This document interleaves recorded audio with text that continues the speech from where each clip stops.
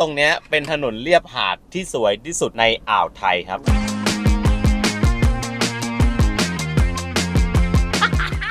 อย่าได้คน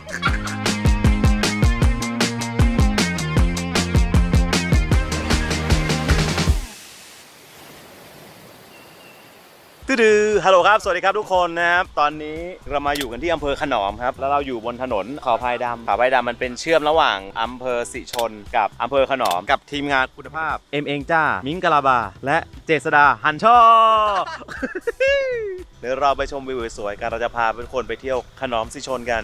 ไป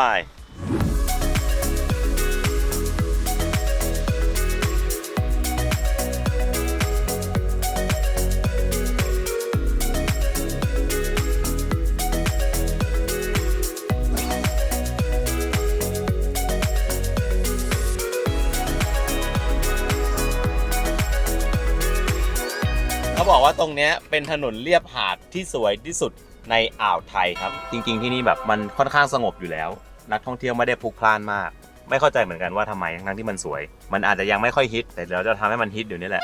นี่ยังไงล่ะนะครับแต่ตอนนี้ใครดูอยู่นะครับอย่าลืมกดไลค์กดแชร์กด Subscribe ให้เราด้วยเป็นไงล่ะพูดก่อนเลยเพราะว่าท้ายคลิปไม่มีใครดูนะครับต้องพูดตอนนี้เอาละครับทุกท่านเรากำลังจะถึงถนนตัดใหม่แล้วนั่นคือถนนดำดำมันก็ถนนปกตินี่หว่าใช่แค่มันทำใหม่มันก็เลยเป็นสีดำอย่างนี้นี่เอง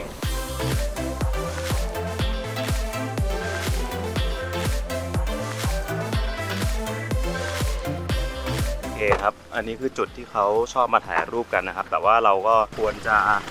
ดูรถให้ดีนะครับอย่าไปเดินมั่วซั่วเพราะว่ามันอาจจะโดนเฉี่ยวชนได้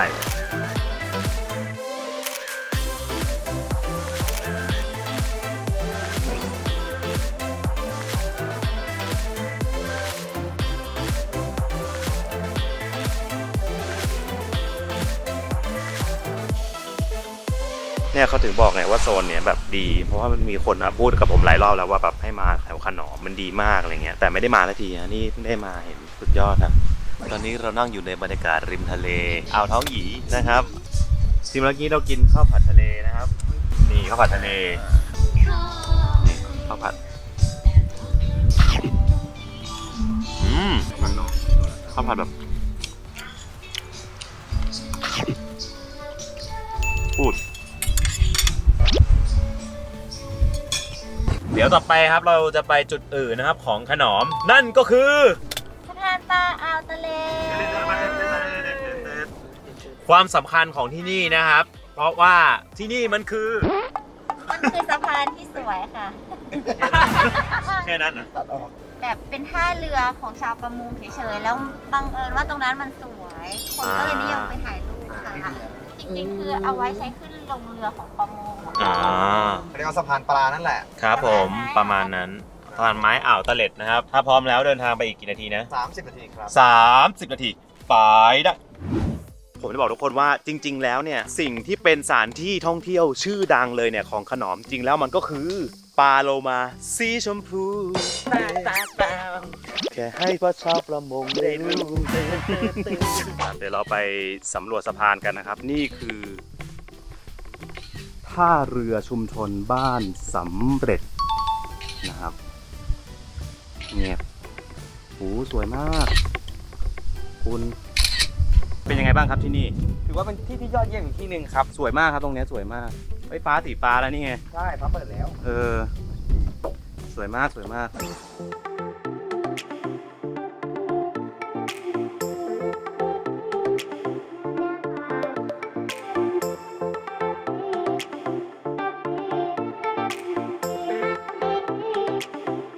ไม่น่าเชื่อนะครับว่าแกรนด์แคนยอนจะมีทุกที่จริงๆครับผมนะครับล่าสุดเนี่ยที่ผมเคยไปเนี่ยก็คือสาขาถนนพระราม 9อันนั้นอะไรฮะแมคแคนยอนเฮ้ยขอบคุณมากเลยครับผมกาแฟอร่อยอย่างนี้ไม่ได้จ่ายตังค์เขาด้วยสิขอโทษเข้าได้นะครับโลมาสีชมพูสัญลักษณ์นะครับก็เป็นเหมือนชั้นหินแต่มันมีหินอันนี้สวยผมอยากได้สักสิ่งมีชีวิตหนึ่งอะไปอยู่ตรงนั้นเพราะว่ามันจะถ่ายรูปออกมาแล้วสวยในน้ำเลยเหรอไม่ใช่เห็นป่ะที่แหงนออกมานั่นน่ะจะงอนไหนมาลองไปหน่อยครับหรือคุณจะส่งลูกพี่คุณไปก็ได้ถ้าลูกพี่คุณไปก็จะสวยหน่อย ราะพี่เขาหุ่นเพรียวบาง พูดซะขนาดนี้ยังไม่ไป โอ้ย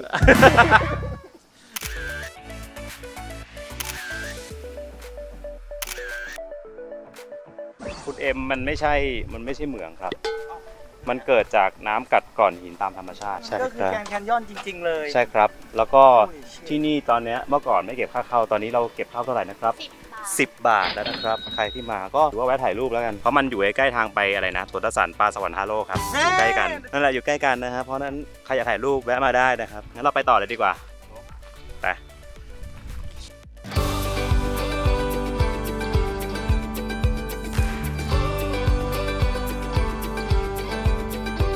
เรามาสปาเท้านะครับ คุณมิสเตอร์เอกเขาพาเรามาเขาบอกว่าที่นี่เนี่ยมันจะมีปลามาต่อเท้าเรา เชื่อไหมว่ามีเพื่อนผมเคยมาที่นี่ครับ ใครครับ แล้วนิ้วเท้าเป็นแผลลงไปแป๊บเดียวหายเลยฮะ อ๋อแผลนี่หายไปเลย นิ้วหายไปเลย ปลาแดกหมดเลย นี่เราลงมาใส่หน้ากากเพราะว่าเห็นคนเยอะก็เลยเจอแล้วครับนี่ครับสปาเท้าครับเอาเลยลูก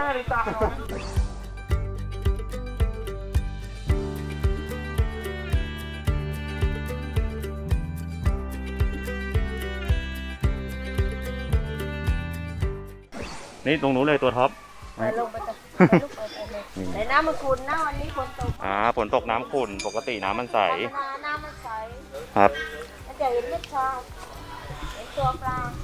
ยังไม่มาเลยค่ะคุณป้า ไหน ตัวใหญ่เหรอ มันตัวใหญ่อะมันไม่ใช่ตัวเล็กไม่เอา เอาก่อน เอาเร็วคอนเทนต์ เนี่ยแล้วก็ผม อ่ะ ก็กลัวอยู่แล้วด้วยอ่ะ เฮ้ยเอาหน่อย อ๋อโอเคเราต้องแบบทำความคุ้นเคยกับน้องก่อน ไหน พี่ฟ้าลองตั้งจบเลย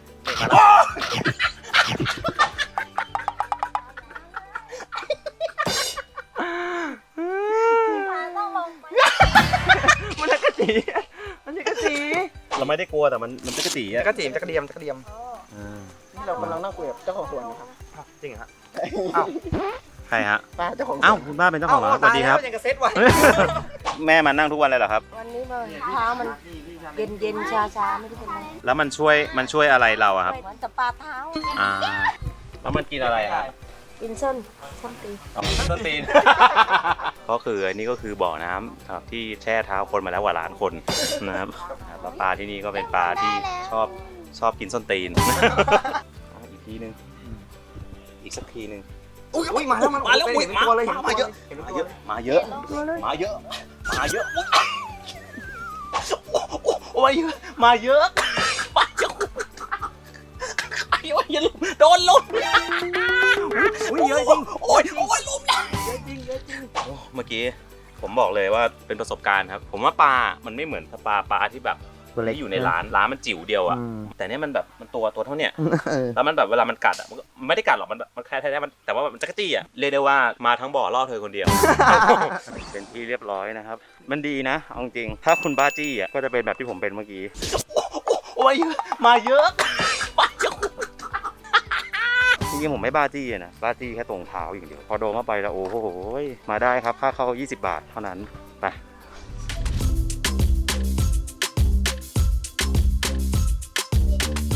เอาละครับทุกท่านตอนนี้เรากำลังตามหาอุโมงค์ต้นยางมันไม่มีใน Google Map นะครับรู้แค่ว่ามันอยู่ใกล้วัดถ้ำอะไรนะ เขาวังทอง เข้าถ้ำวังทอง ออกวังดอง เข้าถ้ำวังทองนะเมื่อกี้มันเหมือนจะใช่แต่ก็ใช่พวกคุณอะไม่เชื่อในอินสติ้งของผมมันไม่ใช่อ่ะพวกคุณต้องเชื่อผมอ่ะไปดูกันว่าจะหาเจอหรือไม่มาได้เอาละฮะท่านกำลังเข้าสู่นะครับ อุโมงค์ยางพาราของจริงแท้และแน่นอนจริงๆแล้วนะครับมันมีใน Google Map นะครับเซิร์ชว่าอุโมงค์ต้นยางพารานะครับขึ้นเลยเดี๋ยวเราขับไปดูกันนี่ไงล่ะแสงแดดส่องหลอดปุ๊บอุ้ยสวยงามโอ้แค่มุมนี้ก็สวยแล้วจอดข้างทางได้เลยครับแปะเลยครับและนี่คืออุโมงค์ต้นยางครับเฮ้ยพวกเธอฉันจะบอกว่ามันสวยมากคือมันโค้งจริงๆอ่ะมันเป็นโค้งแบบเป็นอุโมงค์เลยถ่ายรูปก็ดูดีมาถ่ายที่นี่ดีดูโอ้โหอุโมงค์ทุกรูโค้งเป็นลูกโค้งเป็นอุโมงค์นี่ครับทุกคน คนที่กำลังจะเป็นไข้เลือดออกนี่คือจำนวนยุงนะครับที่ได้หลุมล้อมตัวเขามันจะกินเลือดฉันอยากได้เลือดแต่ข้างหลังมีรถก็อยากได้เลือดคุณเหมือนกัน และนี่คืออุโมงค์สวนยางสวยงามตะการตาร้องแล้วจ้าจ้าแม่จ้าแม่จ้าขวัญเอาละครับฉีดไล่ยุงให้แล้วเหรอ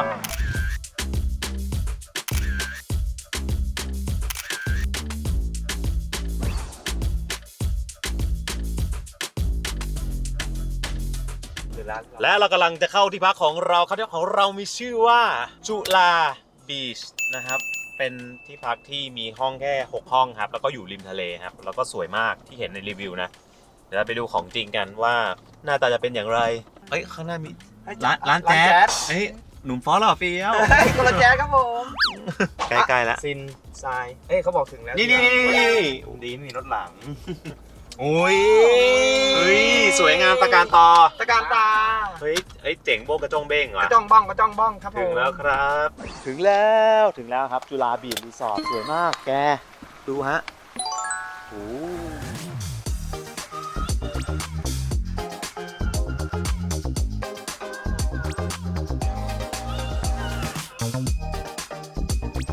สวัสดีครับ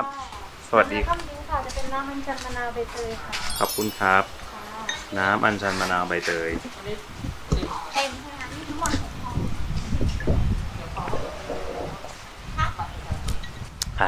แต่อร่อยสดชื่นและลื่นใจครับสวยมากครับโรงแรมแบบโคตรดีอ่ะถ้าเอาความสวยก่อนที่เนี่ยถ่ายรูปได้ถ่ายรูปสวยแต่เดี๋ยวต้องเอากระเป๋าไปเก็บก่อนไป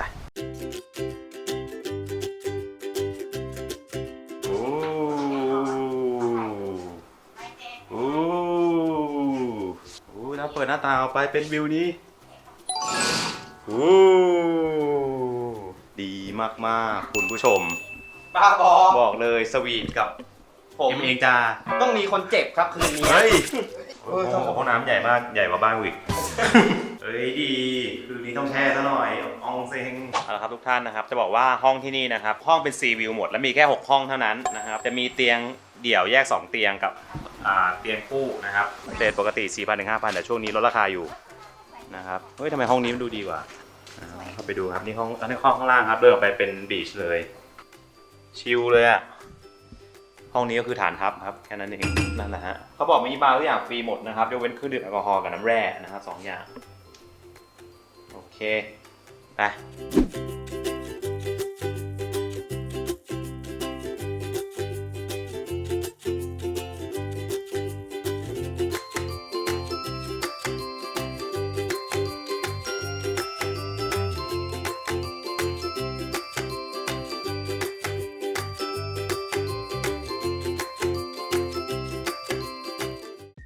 สวัสดีครับทุกคนนะครับเดี๋ยวเราจะไปกันที่ครัวต้นหยี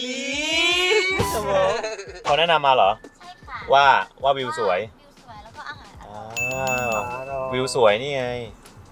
แคสเวย์วิวสวยนั่นวิวสันหลายคนไม่เคยดู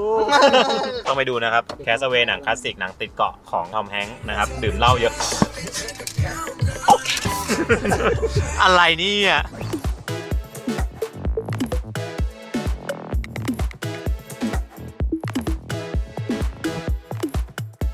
และนั่นแหละครับคุณผู้ชมทุกคนนะครับนี่คือกุ้งนะครับกุ้งเผาล้วนๆนะครับ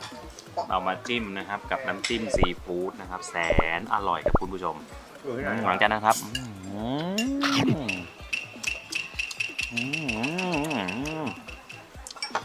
อุ้ยต้องบอกเลยครับว่าพี่จ้าครับผมโอเคครับตรงนี้บรรยากาศดีแล้วก็อาหารใช้ได้เลยอร่อยยอดเยี่ยมครับใหญ่ไปหรือเปล่ามากินได้ครับร้านนี้มีชื่อว่าครัวต้นหยีมากินได้ครับถ้าบอกไปครับไปนอนดีกว่านอนเลยอ่ะยังกินข้าวก่อนครับไปครับเดี๋ยววิดีโอมันจะยาวเขาเลยพูดแค่นั้นแหละนึกว่าจะไม่มาแต่มาแหลมๆเลยคุณโอ้ยหนักหนาสาหัสสากันนะครับขนมเช็คอินไปฮะกลับไปนอนกันดีกว่าบ๊ายบายเงียบ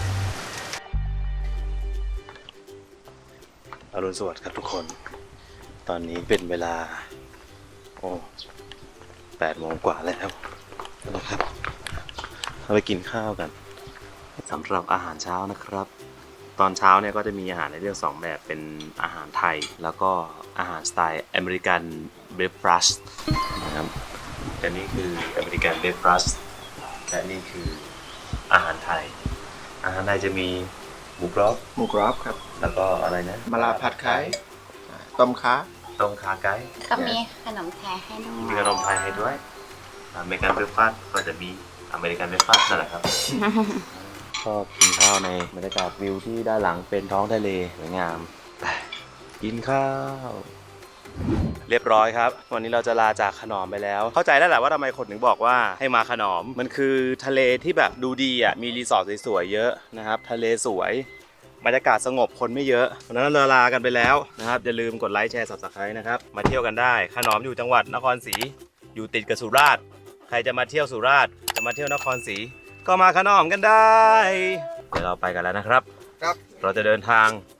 เข้าสู่ทะเลในอ่าวไทยนะครับติดตามในตอนต่อไป นี่คือเกาะที่นักท่องเที่ยวส่วนใหญ่ ไม่รู้จัก ไปครับ